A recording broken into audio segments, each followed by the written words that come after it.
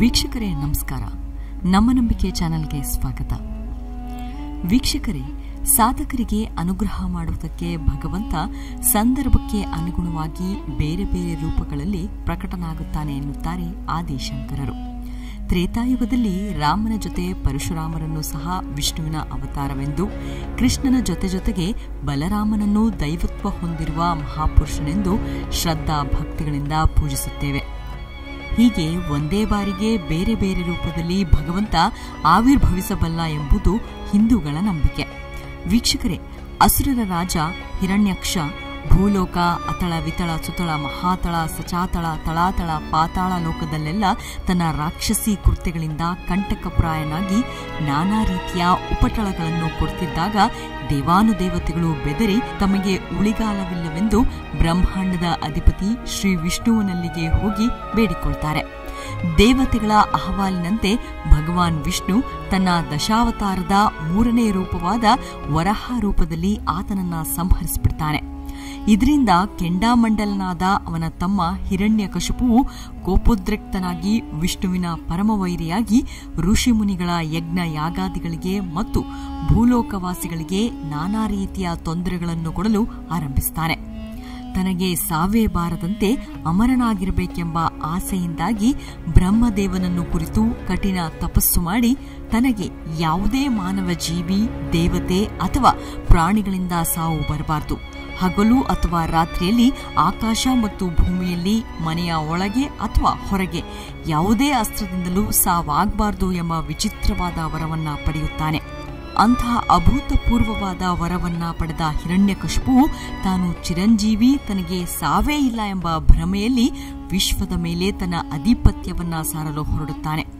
ಇಡೀ ಭೂಮಿಯಲ್ಲಿ ದೇವರು ಎಂಬುವರೇ ಇಲ್ಲ, ಇಲ್ಲಿ ನಾನೇ ದೇವರು, ಇನ್ಮುಂದೆ ಎಲ್ಲರೂ ತನ್ನನ್ನೇ ದೇವರು ಎಂದು ಪೂಜಿಸಬೇಕು. ಹಾಗೆ ಪೂಜಿಸದವರಿಗೆ ಕಠಿಣ ರೀತಿಯಲ್ಲಿ ಶಿಕ್ಷೆಗೆ ಗುರಿಪಡಿಸುತ್ತಿರುವಾಗ ಅವನ ಮಗ ವಿಷ್ಣುವಿನ ಪರಮ ಭಕ್ತ ಪ್ರಹ್ಲಾದನೊಂದಿಗಿನ ವಾಗ್ವಾದದಲ್ಲಿ ನಿನ್ನ ಹರಿ ಎಲ್ಲಿರುವನು ಎಂದು ಅಲ್ಲಿದ್ದ ಕಂಬವೊಂದಕ್ಕೆ ಕೋಪೋದ್ರಿಕ್ತನಾಗಿ ತನ್ನ ಗದೆಯಿಂದ ಹೊಡೆದಾಗ ಆ ಸೀಳಿದ ಕಂಬದಿಂದ ಅರ್ಧ ನರ ಮತ್ತರ್ಧ ಸಿಂಹದ ರೂಪದ ನರಸಿಂಹ ಉಗ್ರಸ್ವರೂಪನಾಗಿ ಹೊರಬಂದು ಹಿರಣ್ಯಕಶಿಪುವಿನೊಂದಿಗೆ ಹೋರಾಡಿ ಅವನನ್ನು ಎಳೆದುಕೊಂಡು ಅತ್ತ ಹಗಲು ಅಲ್ಲದ ಇರುಳು ಅಲ್ಲದ ಗೋಧುಳಿ ಸಮಯದಲ್ಲಿ ಮನೆಯ ಹೊರಗೂ ಅಲ್ಲದ ಒಳಗೂ ಅಲ್ಲದ ಹೊಸಲಿನ ಮೇಲೆ ನಿಂತು ಆಕಾಶವೂ ಅಲ್ಲದ ಭೂಮಿಯೂ ಅಲ್ಲದ ಮಧ್ಯದಲ್ಲಿ ತನ್ನ ತೊಡೆಯ ಮೇಲೆ ಹಿರಣ್ಯಕಶಿಪುವನನ್ನ ಮಲಗಿಸಿಕೊಂಡು ಯಾವುದೇ ಆಯುಧವಿಲ್ಲದೆ ತನ್ನ ಉಗುರುಗಳಿಂದಲೇ ಆತನ ಹೊಟ್ಟೆಯನ್ನ ಬಗೆದು ಹಿರಣ್ಯಕಶಿಪುವನ್ನ ಸಂಹರಿಸಿರುವ ಕತೆ ತಿಳಿದೇ ಇದೆ. ಸಾಕಷ್ಟು ಸಿನಿಮಾಗಳು ಈ ಕುರಿತು ಬಂದಿವೆ. ವಿಷ್ಣುವಿನ ಅವತಾರ ಕಂಡು ಬೆರಗಾಗಿದ್ದೂ ಇದೆ. ಆದರೆ ಅಷ್ಟೊಂದು ರಣಭಯಂಕರನಾಗಿದ್ದ ಉಗ್ರ ಅವತಾರಿ ವಿಷ್ಣುವಿನ ಕೋಪ ಶಮನ ಮಾಡೋದಕ್ಕೆ ಮುಂದೆ ನಡೆದಿದ್ದು ನಿಜಕ್ಕೂ ದೇವಾನುದೇವತೆಗಳ ಹರಸಾಹಸ. ಬನ್ನಿ, ಹಾಗಿದ್ರೆ ಆ ಉಗ್ರ ನರಸಿಂಹನ ಕೋಪವನ್ನ ಶಮನ ಮಾಡಲು ನಂತರ ನಡೆದಿದ್ದೇನು, ಪುರಾಣಗಳಲ್ಲಿ ಉಲ್ಲೇಖವಾಗಿರೋ ಮತ್ತೊಂದು ಮಹಾನ್ ಶಕ್ತಿಯ ಉಗಮ ಹೇಗಾಯಿತು ಅನ್ನೋದನ್ನ ನೋಡೋಣ. ಆದರೆ ಅದಕ್ಕೂ ಮುನ್ನ ಚಾನಲ್ ಸಬ್ಸ್ಕ್ರೈಬ್ ಮಾಡಿ, ವಿಡಿಯೋ ನೋಟಿಫಿಕೇಶನ್ಗಾಗಿ ಬೆಲ್ ಐಕಾನ್ ಒತ್ತಿ ಸಪೋರ್ಟ್ ಮಾಡಿ.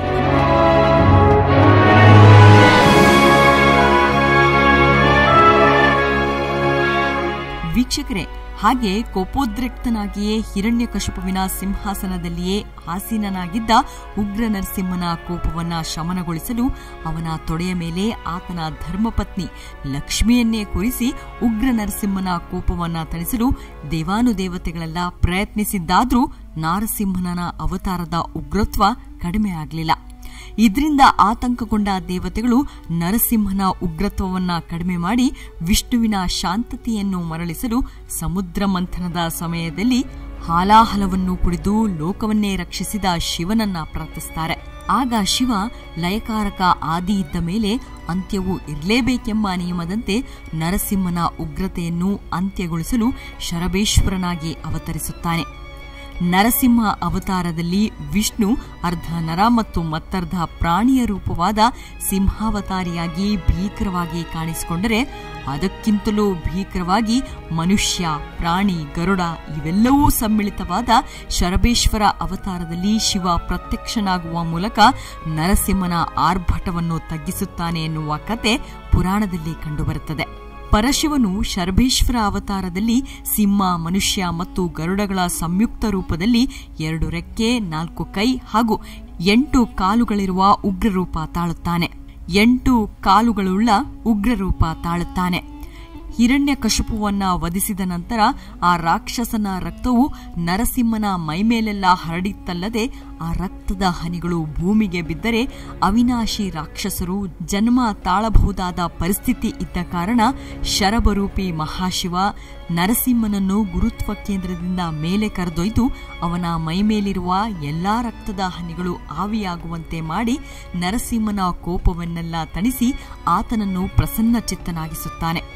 ಇದರಿಂದ ಸಂತುಷ್ಟರಾದ ಸಕಲ ದೇವಾನುದೇವತೆಗಳು ಮತ್ತು ವಿಷ್ಣು ಆದಿಯಾಗಿ ಎಲ್ಲರೂ ಆ ಪರಶಿವನಿಗೆ ಅತ್ಯಂತ ಶ್ರದ್ಧಾಭಕ್ತಿಗಳಿಂದ ಪೂಜೆ ಸಲ್ಲಿಸುತ್ತಾರೆ.